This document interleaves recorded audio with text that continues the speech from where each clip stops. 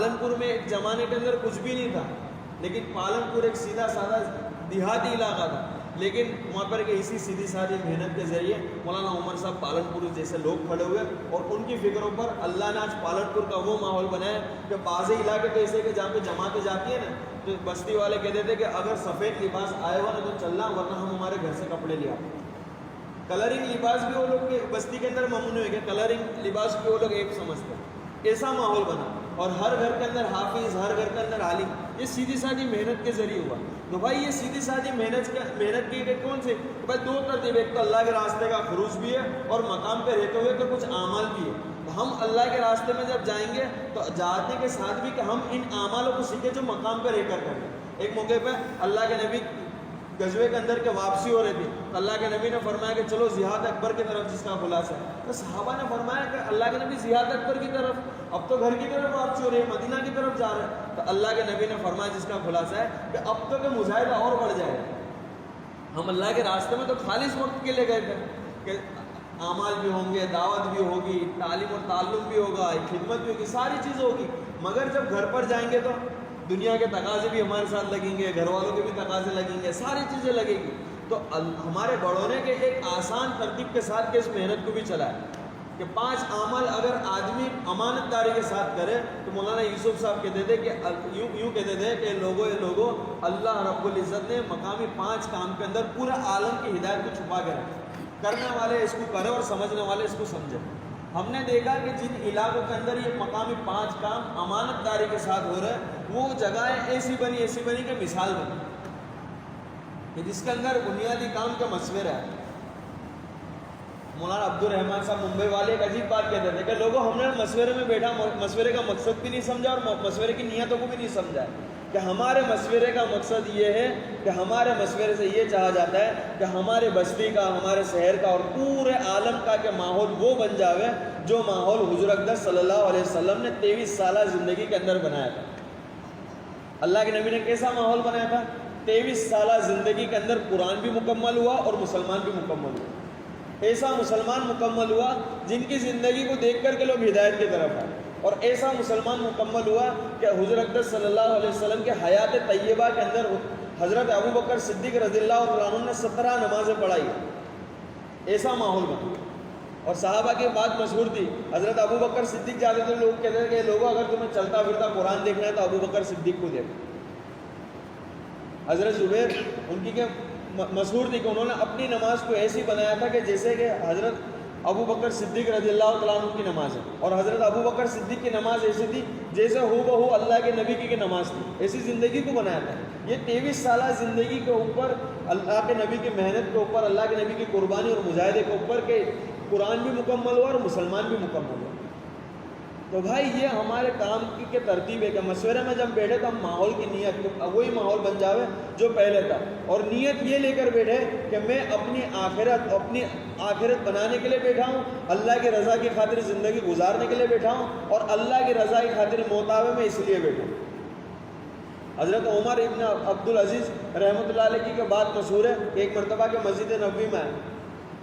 تو ایک موٹی چادر لپیٹے ہوئے ایک شخص آیا، گھوڑ سوار پایا، داڑھی بھی بڑی، زلفیں بھی بڑی، بکھرے ہوئے بال تھے، اور کہنے لگا اے لوگوں مجھ سے بہتر اور مجھ سے اس سے زیادہ حقدار کون ہے خلافت کا؟ تو حضرت عمر ابن عبد العزیز نے بات کو بھی سنے، وہ کہنے لگے کہ میرے دل میں بات بھی آئی کہ میں اس کو جا کے کہوں کہ بھائی اصل خلافت کا حقدار تو وہ ہے کہ جس کی محنت کے ذریعے کہ تیری زندگیوں میں ایمان آیا، بلکہ میں اگر جانے چلا اور مجھے آخرت یاد آ گئی تو میں خاموش ہو گیا۔ تو یہ نیتوں کو لے کر بیٹھا، اور ہمیں اپنے مسجد وار جماعت کے اندر ایک ایک امور کے اوپر کے نظر رکھنا اور ایک ایک امور کو طے کرنا۔ مسجد وار جماعت کا کام کیسا؟ ایک ایک گھر کی ملاقات کیسی ہو جاوے، ایک ایک فرد کی ملاقات کیسی ہو جاوے، ایک ایک طبقات کی کیسے فکر ہو جاوے، اس کی محنت کرنا۔ اور طبقاتی کام کوئی نیا کام نہیں ہے، اللہ کے نبی کی زندگی اٹھا کر دیکھو گے تو اللہ کے نبی نے الگ الگ طبقات کو الگ الگ اعتبار سے ملاقات کری۔ تو بادشاہ کے پاس گئے، وہ اس کا عہدہ تھا، اس کے اعتبار سے گئے. جو تاجر تھے تو تجارت کے اعتبار سے اللہ کے نبی نے ملاقات کری. جو غلام تھے تو غلامی کے اعتبار سے اللہ کے نبی نے ملاقات کری. اللہ کے نبی نے ایک ایک طبقے کو سمجھایا. کیونکہ اب جو ڈاکٹر ہے اور ایک وکیل ہے، دونوں کا ٹائم الگ الگ ہے. ایک نوکری کرنے والا ہے، ایک سیٹ ہے، دونوں کا ٹائم الگ ہے. تو ہم دونوں کو ایک ہی طرف جوڑنے جائیں گے اور ملا کے جائیں گے تو مناسب بھی نہیں ہے. اسی لیے ہمارے بڑوں نے کہا کہ تم مسجد وار جماعت کے اندر ایک ایک طبقات کی کیا فکر کرو. یہ طبقاتی فکر کیسا آئے گی؟ تو اپنی مسجد وار جماعت کے اندر بستی کے جتنے گھر، ہر گھر کی فہرست بناؤ. فہرست کے اندر اس کا کام بھی لکھو، قواعد بھی لکھو، 4 مہینے کس کے لگے، چلے کس کے لگے، پڑھائی کرتا ہے، کام کرتا ہے، کیا کرتا ہے. تو اس طریقے سے فہرست ہو جائے گی. اور فجر کی نماز کے بعد سے، ہمارا مولانا فرید صاحب کہتے تھے فجر کی نماز کے بعد سے 2.5 گھنٹے شروع کرو تو تم آسانی کے ساتھ عیسیٰ تک 2.5 گھنٹے لگا سکو. ورنہ عیسیٰ کے بعد شروع کرو گے تو وہ یوں کہتے تھے کہ ان قریب ایک دن موت آ جائے گی مگر تم پابندی سے 2.5 گھنٹے نہیں لگا سکو گے. کیونکہ عیسیٰ کے بعد آرام کا تقاضا بھی ہوتا ہے، تھکان بھی ہوتی ہے، ساری چیزیں ہوتی ہیں. تو عجیب مثال دے دیتا ہے. تو ہمارے مسجد وار جماعت کے اندر کے فہرست بن جاوے، طبقات کے جتنے لوگ ان کی ملاقات کی ترتیب بن جاوے، کون بیمار ہے اس کی فکر ہو جاوے، کون کون سے مرحلے میں کون سے حالات میں، یہ ساری چیزوں کی مسجد وار جماعت ہے نا، کوئی نیا عمل نہیں ہے. حضور اقدس صلی اللہ علیہ وسلم کے زمانے میں مسجد نبوی کے اندر اس بات کی فکر کری جاتی تھی. حضرت ابو بکر صدیق رضی اللہ عنہ کے زمانے میں بیواؤں کی، ضرورت مندوں کی فہرست موجود تھی. ایک فہرست کے سامنے لکھا نہیں تھا کس کی خدمت ہو رہی ہے. تو حضرت عمر کو کہ یہ حضرت ہوئی کہ چلو ان کی خدمت میں کرتا ہوں بڑھیا کی. تو گئے تو دیکھا تو خدمت سے فارغ ہو گئے تھے. دوسرے دن گئے تو بھی خدمت ہو گئی تھی، جلدی کرتا ہوں. تیسرے دن تو دن میں بات ہے کہ رات سے پہرے داری کرتا ہوں. تو دیکھا تو حضرت ابو بکر صدیق اس کی خدمت کر رہے تھے. اور حضرت عمر کے جب پہلی بار بڑھیا کے پاس گئے تو بڑھیا نے پوچھا کہ کون؟ تو کہ میں خطاب کا بیٹا عمر. تو بھائی کیوں آئے ہو؟ تو میں آپ کی خدمت کرنے کے لیے آتا ہوں. تو بڑھیا کہنے لگی کہ بھائی میرے پاس تو جو خدمت کرنے کے لیے آتا ہے نا، ابھی تک اس نے نام نہیں بتایا. تو کرنے والے ایسے کرنے والے بنے تھے، کوئی نیا عمل نہیں ہے. اور اسی مسجد نبوی کے اندر جو آنے والے قیدی تھے، کوئی قیدی بن کر آتا تھا، کوئی دین سیکھنے کے لیے آتا تھا، ان کی ترتیب بنی ہوئی ہوتی تھی جو مسجد وار جماعت کا کہ کام ہوا کرتا تھا. حضرت عمر رضی اللہ تعالیٰ عنہ فرماتے تھے میں اور ایک انصاری صحابی کہ ہم دونوں کے ذمہ باغ کی خدمت کی. تو ہم نے باری بندھائی ہوئی تھی کہ ایک دن تم باغ کی حفاظت کرو گے، اس کا جو بھی کام ہو تم کرو گے، میں مسجد نبوی میں رہوں گا، وہاں کے جو تقاضے ہیں اور جو بھی چیزیں وہ میں سن کر آ کر تمہیں بتاؤں گا. دوسرے دن تم جانا، تقاضے ساری چیزیں سن کر مجھے بتانا. تو یہ ساری چیزیں چلا کرتی تھی. مسجد وار جماعت کا کہ یہ کام ہوا کرتا تھا کہ کون سی جماعت آ رہی ہے، اس کا استقبال، ساری چیزیں کرنی. حضرت مغیرہ رضی اللہ عنہ فرماتے ہیں کہ میں اپنے گھوڑوں کا کام کرتا تھا.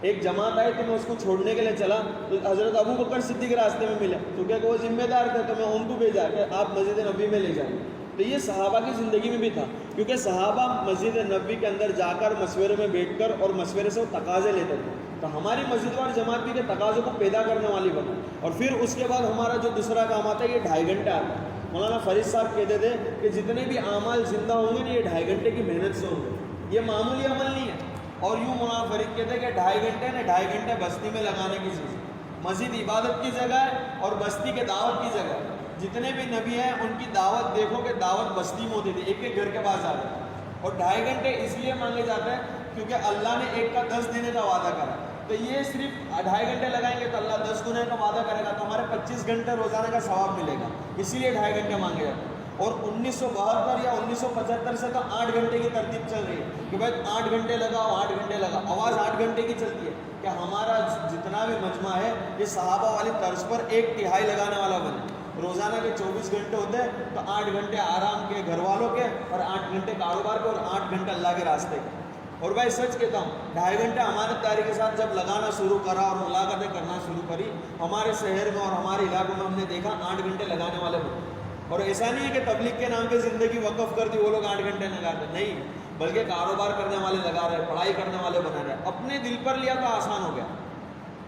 آدمی اگر دل پر لے لے نا تو ہر چیز آسان ہو جاتی ہے. اور ہمت کی ضرورت ہے. اس کے لیے شاعر کہتا ہے کہ اگر ہمت کرے انسان تو کیا نہیں بس میں، یہ ہے کم ہمتی جو بے بسی معلوم ہو.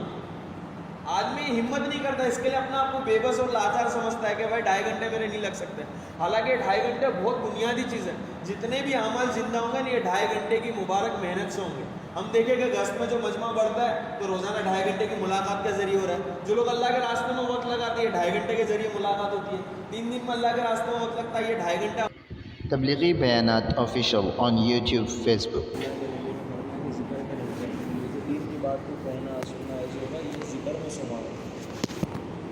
علیہ السلام فرماتے ہیں کہ دین کی دعوت دینے کے بعد دیکھیں خاص طور پر انسان کو ایک سال کی عبادت کا ثواب، جس طریقے سے بولنے والے کو بھی ثواب اس طریقے سے سننے والے کو بھی، اور یہ بہترین فضا کی مجلس ہے، فرشتے گھیر بھی لیتے ہیں، اللہ کی خصوصی رحمت متوجہ ہوتی ہے، جس طریقے سے زمین والوں کو استعمال چلتا ہے اسی طریقے سے آسمان والوں کے لیے اسی ذکر کے مزاج سے دین کی باتیں ایسے چلتا رہتا ہے۔ اللہ جب قریب قریب آ جاتا ہے، جو ساتھ نماز سے فارغ ہو گئے تو نماز سے خیال رکھتے ہوئے قریب قریب آ جاتا ہے، تو دین کی بات کہی جائے گی، سنی جائے گی تو ایمان والوں کو نفع بھی دے گا، اور دین کی بات کہنے سے سننے سے کہ ایمان میں اضافہ ہوگا اور بڑھتا ہوا ایمان کا ہر ایک نفع دے گا۔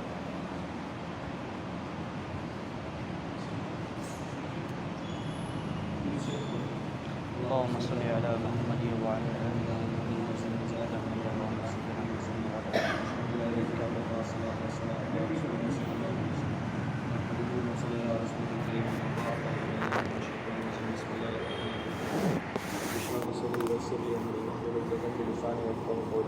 سبحانك لا علم لنا إلا ما علمتنا إنك أنت العليم سبحانك لا علم لنا إلا ما علمتنا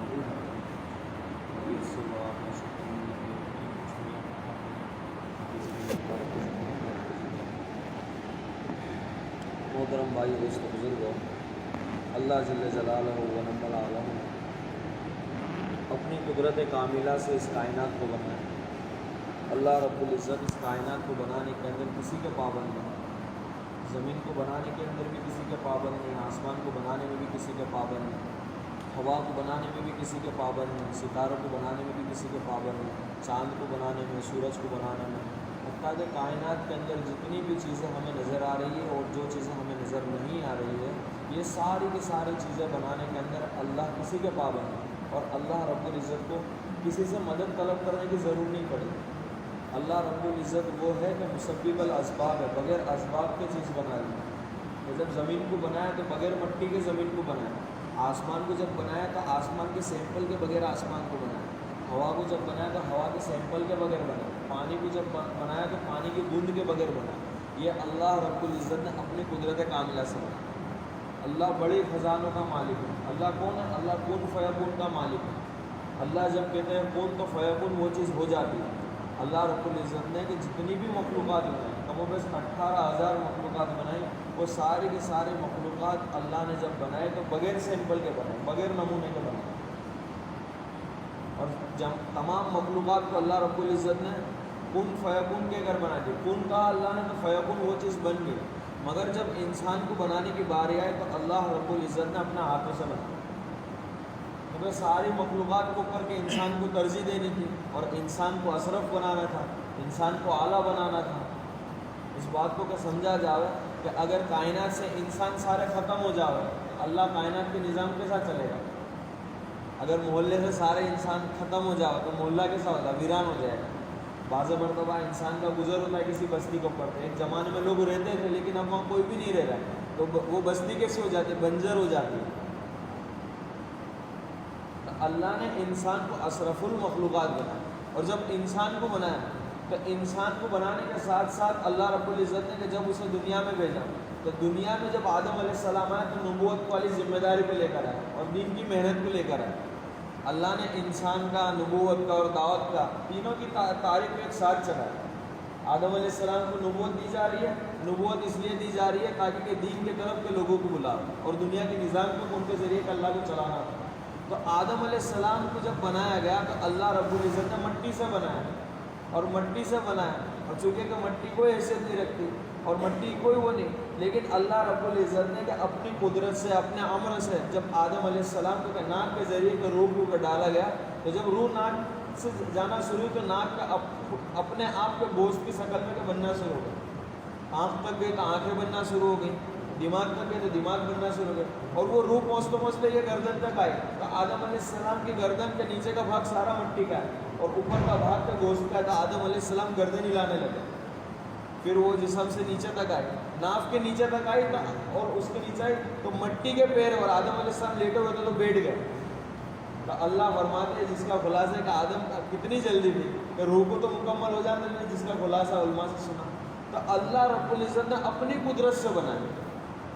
بغیر نمونے کے، بغیر سیمپل کے بنایا، تو اللہ رب العزت کی ذات کو پہچاننے کے لیے جتنے بھی نبی ہیں سارے نبی اس لیے ہیں کیونکہ انسان کا دنیا میں آنے کا مقصد اللہ کی معرفت کو حاصل کرنا ہے، اس اللہ کو پہچاننا ہے، اس اللہ کی بندگی کرنا ہے، اس اللہ کو جانتے ہوئے کہ اپنی زندگی کو گزارنا۔ کیا اللہ کیسے خزانوں کا مالک کہ ساری انسانیت، سارے جنات، تمام مخلوقات اللہ سے سوال کریں اپنی اپنی زبان کے اندر، اللہ ایک ہی وقت میں ساروں کے سوال کو پورے کر دے ہوئے اللہ رب العزت کے خزانے کے اندر ذرہ برابر بھی کمی نہیں ہے۔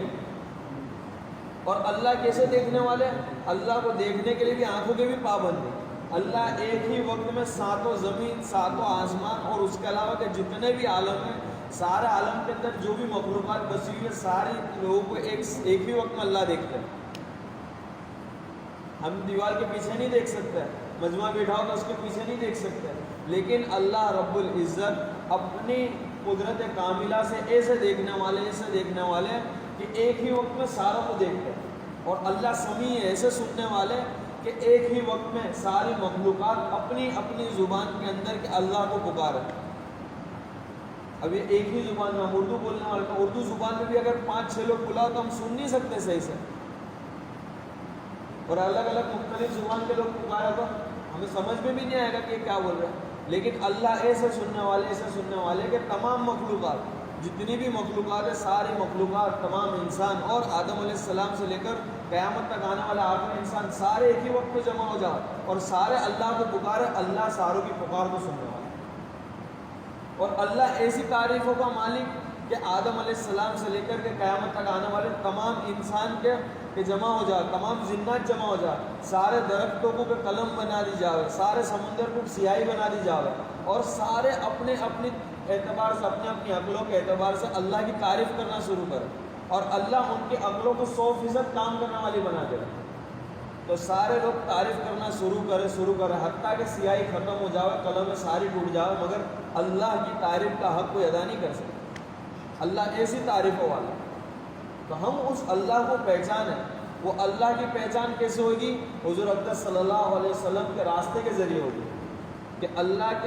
نے اپنی پہچان کرانے کے لیے جتنے بھی نبی ہیں تمام نبیوں کو بھیجا۔ ہر نبی کی دعوت اٹھا کر دیکھو تو ہر نبی کی دعوت کے اندر کہ قل لا الہ الا اللہ تفلحوا ملے گا، لا الہ الا اللہ کی دعوت دے کر بھیجا گیا کہ کسی سے کچھ نہیں ہوتا، کرنے دھرنے والی ذات اللہ کی ہے، کوئی حیثیت نہیں رکھتا، کوئی کسی کا کوئی عہدہ نہیں رکھتا، ساری تعریفیں، ساری طاقتیں کس کی ہے؟ اللہ کی ہے۔ اللہ سب کچھ کے بغیر سب کچھ کر سکتا ہے، اور مخلوق سب کچھ کے ہوتے ہوئے بھی اللہ کی مرضی کے بغیر کچھ نہیں کر سکتی۔ یہ لا الہ الا اللہ سے کہ انسانیت کی کہ نفی کرا دی گئی، تو جس نے لا الہ الا اللہ کی بات کو مانا وہ کہ کامیاب ہو گیا، جس نے وقت کے نبی کی بات کو یعنی لا الہ الا اللہ کو ٹھکرا دیا وہ ناکامیاب ہو گیا۔ اور اللہ نے کہ نبیوں کو جب بھیجا تو دعوت دے کر بھیجا، تو علماء فرماتے ہیں کہ دعوت کے اندر حفاظت بھی ہے، ہدایت بھی ہے۔ ہم اس بات کو سوچیں کہ جب کہ حضور اقدس صلی اللہ علیہ وسلم کی نبوت والی ذمہ داری کو لے کر کھڑے ہوئے تو اللہ کے نبی اکیلے تھے، اللہ کے نبی کو اوپر نبوت ملی، اس کے پہلے کے لوگ دوسری زندگی گزارنے والے تھے، 360 بت کو ماننے والے تھے، اور حتیٰ کہ ایسی جہالت کی زندگی گزارنے والے تھے کہ ان کے اوپر کوئی حکومت کرنے تیار نہیں، ان کے پاس کوئی جانے سے بھی ڈر لگے کہ بغیر تحقیق کے پڑا ہوا خون چاٹ لیا کرتے تھے، اگر جنگ ہو جاتی تو نسلوں تک چلا کرتی تھی، اور عقل کے شعور کے اعتبار سے تو کچھ بھی نہیں تھا، مگر کہ اللہ کے نبی نے کہ ایسی محنت کری کہ ایک زمانہ ہے کہ صحابہ کا مجمع وہ بہترین مجمع بنا کہ جن کی لوگ مثالیں دینے والے بنے، اور صحابہ کی زندگی میں جب ایمان آیا تو دعوت دے کر کیا کریں؟ کنو مثلنا۔ یہ کس سے ہو رہا ہے؟ نبی والی محنت، نبی والے غم اور نبی والے درد، اور حضور اقدس صلی اللہ علیہ وسلم کو جو نبوت والی ذمہ داری دی گئی تھی اس نبوت والی ذمہ داری کو پورا کرنے کے طور پر ہو۔ اور اللہ کے نبی جب اٹھے تو پوری دنیا اللہ کے نبی کی دشمن ہے، مگر اللہ کے نبی کو اللہ نے وہ شان بخشی دی کہ سیرت کی کتابوں میں ایک چیز ملتی ہے کہ مشرکین مکہ اور اللہ کے نبی کے جتنے بھی دشمن تھے کبھی سامنے سے نہیں ہے، اللہ کے نبی کو جب بھی تکلیف پہنچائے دور سے پہنچائی یا پیچھے سے پہنچائی، اللہ کے نبی کا وہ روب تھا، وہ جلال تھا، اور اللہ نے یوں آدھا روایت کے اندر کہ اللہ کے نبی کو ایسا بنایا تھا کہ مکھی بھی ان کے اوپر بیٹھ نہیں سکتی، اتنا پاکیزہ اور اتنا طیب بنایا تھا، مگر اس دین کی خاطر کیا ہو رہا ہے کہ طائف کا میدان کے اندر کہ جب اللہ کے نبی کے دین کی دعوت دینے کے لیے گئے تو طائف کا واقعہ مشہور ہے کہ اللہ کے نبی کو کیسی تکلیف پہنچائی، پورا جسم کے لہو لہان ہو گیا۔ علماء سے سنا کہ یہ جو تلوے نا تلوے، اللہ نے اس کے اندر اتنی طاقت رکھی ہے، 100 کلو 200 کلو بھی آدمی وزن اٹھا رہا ہے تو تلوے پھٹنے نہیں ہے، پورے جسم کا بوجھ کو اٹھا رہا ہے۔ اللہ نے اتنی طاقت اس کے اندر رکھی ہے، لیکن اللہ کے نبی کو اس دین کی خاطر کہ وہ تکلیفیں دی گئی، وہ تکلیف دی گئی کہ طائف کے اندر کے جب دشمن کے پتھر مارتے تھے تو ایسا نشانہ ٹانک کر مارتے تھے کہ سب سے زیادہ تکلیف ہو۔ اللہ کے نبی نے طائف کے میدان کے اندر کہ اتنی تکلیفیں برداشت کری، اتنا خون بہا کہ حتیٰ کہ جوتیاں مبارک اللہ کے نبی کے تلووں سے کیوں چپک گئی، اتنا خون بہا۔ اس کے لیے اس دین کی خاطر اللہ کے نبی نے اس دین کی خاطر اپنے دندان مبارک کو شہید کرایا، اس دین کی خاطر اپنے مبارک پیٹ کے اوپر 2 پتھر باندھے، اس دین کی خاطر کہ اللہ کے نبی جس کے صدقے میں اللہ نے کائنات کو وجود دیا، زمین کو بنایا، آسمان کو اٹھایا، ہوا کو چلایا، بارشوں کو برسایا، ٹھنڈی کا موسم، گرمی کا موسم، تمام انسان، تمام مخلوقات کو جو وجود ملا حضور اقدس صلی اللہ علیہ وسلم کے مبارک ذات کے ذریعے ملا۔ اس مبارک ذات کے گھر کے اندر کئی دنوں تک فانکے، کس لیے فانکے آ رہے ہیں؟ اس دین کی خاطر آ رہے ہیں۔ جو دین اللہ رب العزت نے مجھے اور آپ کو کہ زندگیوں میں دیا، یہ اللہ کی بڑی نعمت ہے کہ دین کا مل جانا یہ فخر کی بات ہے، ایمان کا مل جانا فخر کی بات ہے۔ اب دین کے اوپر زندگی گزار تو ایمان کو بچا کے لے جانا یہ بڑی فکر کی بات ہے۔ اللہ نے ہمیں کامیابی کے لیبل دے دیا اور راستہ بھی بتا دیا کہ یہ تم کامیابی والے راستے پہ چل رہے ہو۔ اب کہ کامیاب وہ انسان ہوگا کہ جو اس راستے پہ صحیح طریقے سے جائے۔ آدمی اس بات کو کہ سوچے کہ وہ یہ جوتے کے چشمہ اگر صحیح سے نہیں، ترتیب کے بغیر اگر باندھنے پہ لگ جاوے تو آدمی کا چلنا دشوار ہو جاوے، تو ہم زندگی کے رخ کو کیا حضور اقدس صلی اللہ علیہ وسلم کی بتائے ترتیب پر نہیں چلیں گے تو کیا ہماری زندگی صحیح گزرے گی؟ ہمارا راستہ کہ وہی راستہ جو صدیقین والا راستہ، صالحین والا راستہ، شہداء والا راستہ، نبیوں والا راستہ، جس راستے کی محنت کو لے کر حضور اقدس صلی اللہ علیہ وسلم آئے اور تمام صحابہ اکرام رضی اللہ تعالیٰ اجمعین کو کہ یہ راستے کو کہ سمجھا دیا ہے۔ صحابہ نے ایسا سمجھا کہ 10ویں تاریخ کے خطبے کے اندر کیا حضور اقدس صلی اللہ علیہ وسلم نے کہ جب کہ حجۃ الوداع کے موقع پر کہ صحابہ کا حج کے انجام دیا، 10ویں تاریخ کے خطبے میں اللہ کے نبی نے صحابہ سے پوچھا کہ میرے صحابہ کیا میں نے تم تک دین کو پہنچا دیا؟ صحابہ نے فرمایا کہ اللہ کے نبی آپ نے دین کو بھی پہنچا دیا اور اس کے حق کو بھی ادا کر دیا۔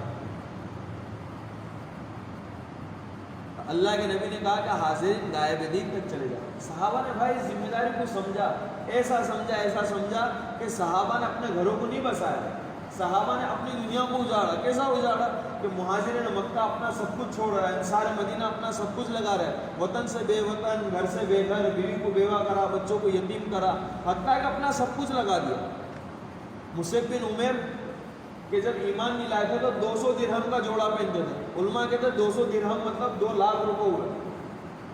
2 لاکھ کا جوڑا پہننے والے، اور ایک مرتبہ جو پہنا دوسری مرتبہ اس کو پہنتے بھی نہیں تھے، اور ایسی مہنگی خوشبو استعمال کرتے تھے کہ جس گلی سے گزرتے تھے اس گلی کے اندر کا مہک سے لوگوں کے گھروں کے اندر کا مہک آیا کرتے تھے، اتنی مہنگی خوشبو لگانے والا۔ مگر اس دین کی خاطر قربانی دی، مجاہدہ اٹھایا، تو اللہ کے راستے میں جب شہید ہوئے تو کیسی موت آ رہی ہے کہ جب قبر کے اندر رکھا گیا تو ان کے پاس کہ پورا جسم کو ڈھانک سکے اتنا کفن بھی نہیں۔ اللہ کے نبی نے فرمایا کہ چہرے کی طرف کپڑے کو کر دو، کفن کو کر دو، پیروں کے اوپر کے درخت کے پتے ڈال دو۔ یہ دین کی خاطر قربانیاں ہیں۔ ابو ہریرہ رضی اللہ تعالیٰ عنہ کہتے ہیں کہ لوگوں ایک وقت تھا کہ ہم نے یہ منظر کو دیکھا تھا کہ مسجد نبی علیہ السلام کے اندر بھوک کے مارے کئی صفحے گر جائے گا۔ آج لوگوں کے اسی مسجد نبی کے اندر دینار اور درہم کے اور اشرفیوں کے انبار پڑے ہوئے، کہیں ہمیں ڈر ہے کہ کہیں اللہ نے ہماری قربانیوں کا بدلہ کہ دنیا میں کہیں دے دیا۔ بھائی دین کی خاطر قربانیاں دی۔ ابو ہریرہ رضی اللہ عنہ کہتے ہیں کہ وہ بھوک کی اتنی شدت ہوتی تھی کہ ہم بھوک کے مارے تڑپ کر گر جایا کرتے تھے اور بھوک کے مارے تڑپتے تھے، تو لوگوں کو ایسا لگتا تھا کہ مجنون کا دورہ ہوا ہے، تو لوگ ہماری گردنوں کو رونتے تھے، وہ کہتے تھے کہ اللہ کی قسم کہ مجنون کا دورہ نہیں تھا بلکہ بھوک کی شدت۔ بیزار ابن اسود کہتے ہیں کہ ایک مرتبہ مجھے بھوک کی شدت نے اتنا ستایا کہ مدینہ کے اندر کے میں مہمان بننے کے لیے ایک ایک گھر میں جانا شروع کرا، ایک کے بعد میں مدینہ کے سارے گھروں میں جا کر آیا، کسی نے مجھے اپنا مہمان نہیں بنایا۔ پھر یوں کہتے تھے اللہ کی قسم اگر کسی کے گھر کے اندر اناج کا ایک بھی دانہ ہوتا تو مجھے مہمان ضرور بنا۔ بھائی صحابہ کے پاس اتنا کھانا بھی نہیں تھا کہ اپنے بھوک کو مٹا سکے، پیٹ بھر کے کھانے کی بات تو بہت دور ہے، اتنا کپڑا بھی نہیں تھا کہ پورے جسم کو ڈھانک سکے، اسباب کے اعتبار سے کہ سواری بھی نہیں، کچھ بھی نہیں۔ بدر کی تاریخ کے مشہور ہے کہ بدر کے اندر کے صحابہ جب چلے ہیں تو یہ منظر تھا، یہ حال تھا کہ ان کے پاس چپلیں نہیں تھے، جوتے نہیں تھے، کپڑوں کو تلووں پر باندھا ہے، ان کے پاس کے کھانے کے لیے روٹی بھی نہیں، اور جسم اتنے دبلے ہو گئے تھے کہ ان کے جسم کے اوپر علماء کہتے ہیں کہ بوٹی بھی نہیں تھی، بھرے ہوئے جسم نہیں نظر آتے تھے، دبلے پتلے تھے، اور لڑنے کے لیے تلواریں بھی نہیں۔ پورے 313 لشکر کے پاس صرف ایک ہی تلوار اور ایک ہی گھوڑا تھا، مگر کہ دلوں کے اندر کے ایمان کو بسایا تھا، اللہ کے نبی کی اطاعت میں تھے، اللہ کے حکم کو پورا کرنے کے پیچھے تھے۔ تو یہودیوں کو تانا دیتے تھے، یہودی کیا کہتے تھے، بھائی تم کس کے بھروسے جا رہے ہو؟ تو صحابہ کہتے تھے کہ ہمیں نہ تلوار اور تیر اور بھالوں پہ بھروسہ ہے، ہمیں تو یقین ہے، تو کالی کملی والے کے اوپر یقین ہے کہ ان کی توجہ ہو گئے اور ان کی اپنی اطاعت کر لی تو دنیا میں ہلاک بھی کر دو تو ہم کامیاب ہیں۔ مشرکین مکہ کہتے تھے کہ رسیاں لے لو، ان کو تو ہم باندھ کر لے آئیں گے، اتنی مختصر تعداد کے اندر اتنے کم لوگ ہیں، لیکن تاریخ گواہ ہے کہ کسی ایک صحابی کا خون کا قطرہ بھی زمین پر اللہ نے گرنے نہیں دیا۔ ایک چھوٹے قد کے صحابی تھے جو حضرت عباس کو اٹھا کر لے کے آئے، اس وقت حضرت عباس غالباً ایمان میں داخل نہیں ہوئے تھے، تو حضرت عباس مشہور تھے، تو ان کے یہ بات تو مشہور تھی کہ وہ ایک پیر زمین پہ رکھتے تھے اور دوسرے پیر کو اوپر سے گھوڑے پر بیٹھ کر، تو جب اللہ کے نبی کے پاس لا کر ان کو رکھا گیا تو حضرت عباس کہنے لگے کہ اللہ کے نبی اس نے مجھے نہیں پکڑا، میں دیکھ رہا تھا کہ کسی نے آ کر میرا ہاتھوں کو لپیٹا باندھا، اور وہ تو بڑے لوگ تھے، بڑے قد کے لوگ تھے، اور صحابہ یوں کہتے تھے کہ ہمارے کو جو کھجور کے تینکے اللہ کے نبی نے دیے تھے وہ تلواروں کی طرح کام کرتے تھے، ہم دشمن کی طرف اس تینکے کو لے جاتے تھے، اس کے پہلے تو اللہ رب العزت کے فضل سے کہ ان کی گردنیں الگ ہو جایا کرتی، اللہ نے یہ بھی نظام چلایا تھا کہ بدر کے فرشتوں کو، بدر کے اندر اللہ رب العزت نے اپنی قدرت سے فرشتوں کو اتارا، جبرائیل علیہ السلام 500 فرشتوں کو لے کر آ رہے، میکائیل علیہ السلام 500 فرشتوں کو لے کر آ رہے، اور جب کہ فرشتے جب بدر کا معاملہ صحیح ہو گیا اور وہ فرشتے دوبارہ اوپر جانے لگے تو اللہ نے کہ دروازے بند کر دیے، کہہ دیا کہ جو بدر والی قربانی پر آوے تو ان کی مدد کر دیں۔ تو علماء نے اس میں سے نقطہ نکالا کہ ہر زمانے کے اندر کہ بدر والے کے لوگ کے موجود ہوں گے، کہ بدر والا ماحول آئے گا، اس کا مطلب یہ نہیں ہے کہ بھائی مشرک لوگوں سے لڑنا پڑے گا، کافر سے، ایسا نہیں، الگ الگ موقع پر اللہ اپنے اعتبار سے کہ کیسا ماحول اللہ ہی جانتا ہے۔ اور وہاں مفتی صاحب کہتے تھے کہ اللہ نے ہر زمانے کے اندر بدر سے لے کر کربلا تک ہر زمانے کے اندر اللہ نے مٹھی بھر لوگوں کو ہی چنا ہے، اور کہ جب مٹھی بھر لوگ بدر والی قربانی پر آ جاوے اللہ رب العزت پورا عالم کو فتح کراتا ہے۔ تو بھائی ہم قربانی پہ جب آئیں گے صحابہ والی ترتیب کے اوپر، صحابہ والی نہج کے اوپر، تو پھر اللہ رب العزت ہماری قربانی کے اوپر اور ہماری فکروں کے اوپر اللہ رب العزت بستی کے اور شہر کے ماحول کو بدلے گا، اور اللہ بدل رہا ہے۔ ایک بات سمجھنے جیسے کہ جب دعوت و تبلیغ کی محنت نہیں تھی تو ملک ہندوستان کے لوگ کیسے زندگی گزارتے تھے؟ میواتیوں کے بارے میں یہ بات مشہور تھی کہ میوات وہ اجڑ قوم تھی کہ جو گوبر کی پوجا کرتی تھی،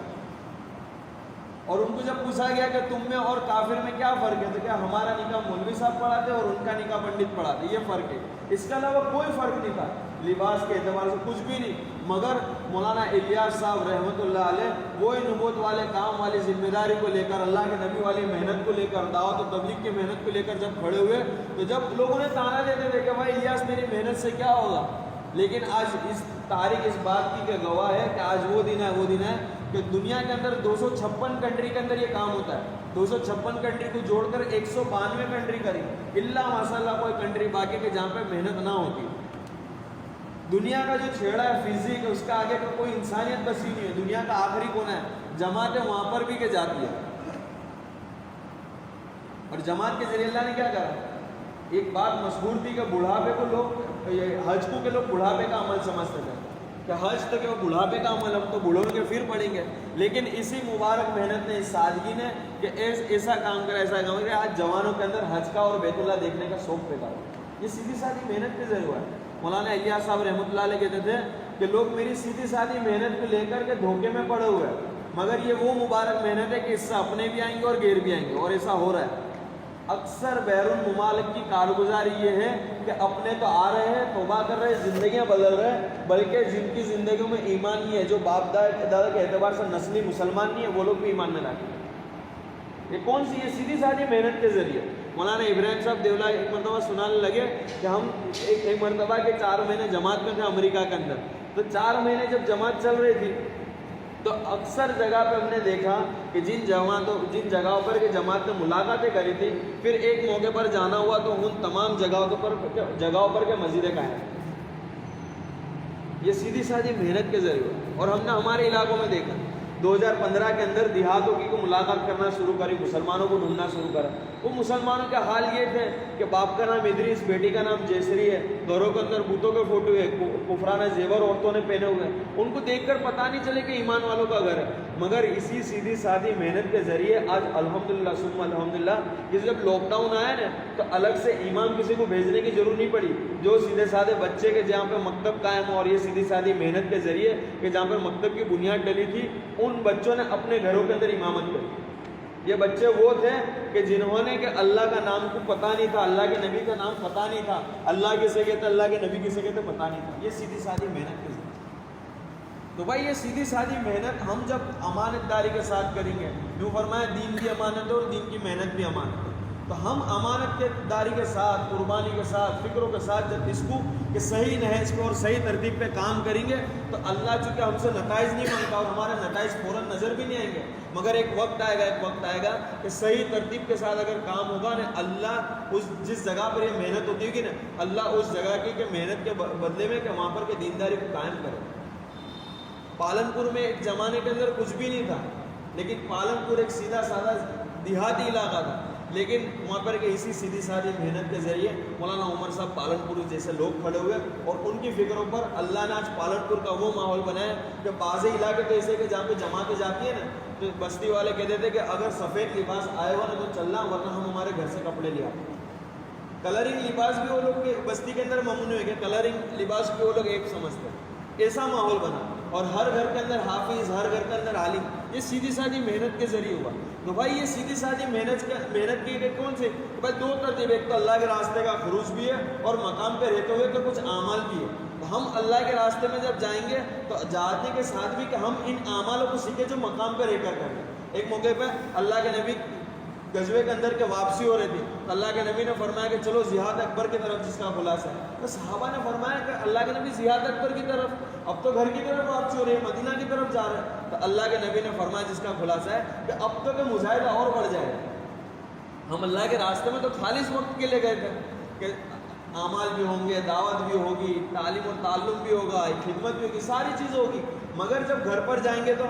دنیا کے تقاضے بھی ہمارے ساتھ لگیں گے، گھر والوں کے بھی تقاضے لگیں گے، ساری چیزیں لگیں گی۔ تو ہمارے بڑوں نے کہ ایک آسان ترتیب کے ساتھ کہ اس محنت کو بھی چلائے کہ 5 اعمال اگر آدمی امانت داری کے ساتھ کرے تو مولانا یوسف صاحب کہتے تھے کہ یوں کہتے تھے کہ لوگوں اللہ رب العزت نے مقامی 5 کام کے اندر پورا عالم کی ہدایت کو چھپا کے رکھا، کرنے والے اس کو کرے اور سمجھنے والے اس کو سمجھے۔ ہم نے دیکھا کہ جن علاقوں کے اندر یہ مقامی 5 کام امانت داری کے ساتھ ہو رہے ہیں وہ جگہیں ایسی بنی کہ مثال بنی کہ جس کے اندر بنیادی کام کا مشورہ ہے۔ مولانا عبد الرحمان صاحب ممبئی والے ایک عجیب بات کہتے تھے کہ لوگوں ہم نے مشورے میں بیٹھا، مشورے کا مقصد بھی نہیں سمجھا اور مشورے کی نیتوں کو بھی نہیں سمجھا کہ ہمارے مشورے کا مقصد یہ ہے کہ ہمارے مشورے سے یہ چاہا جاتا ہے کہ ہمارے بستی کا، ہمارے شہر کا اور پورے عالم کا کہ ماحول وہ بن جاوے جو ماحول حضور اقدس صلی اللہ علیہ وسلم نے 23 سالہ زندگی کے اندر بنایا تھا۔ اللہ کے نبی نے کیسا ماحول بنایا تھا؟ 23 سالہ زندگی کے اندر قرآن بھی مکمل ہوا اور مسلمان بھی مکمل ہوا۔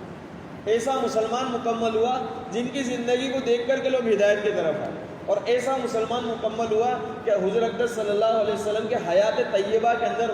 حضرت ابو بکر صدیق رضی اللہ عنہ نے 17 نمازیں پڑھائی، ایسا ماحول بنا۔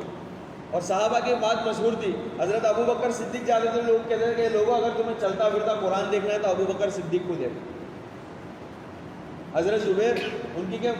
مشہور تھی کہ انہوں نے اپنی نماز کو ایسی بنایا تھا کہ جیسے کہ حضرت ابو بکر صدیق رضی اللہ تعالیٰ عنہ کی نماز ہے، اور حضرت ابو بکر صدیق کی نماز ایسی تھی جیسے ہو بہو اللہ کے نبی کی نماز تھی، ایسی زندگی کو بنایا تھا۔ یہ 23 سالہ زندگی کے اوپر اللہ کے نبی کی محنت کے اوپر، اللہ کے نبی کی قربانی اور مجاہدے کے اوپر کہ قرآن بھی مکمل ہوا اور مسلمان بھی مکمل ہوا۔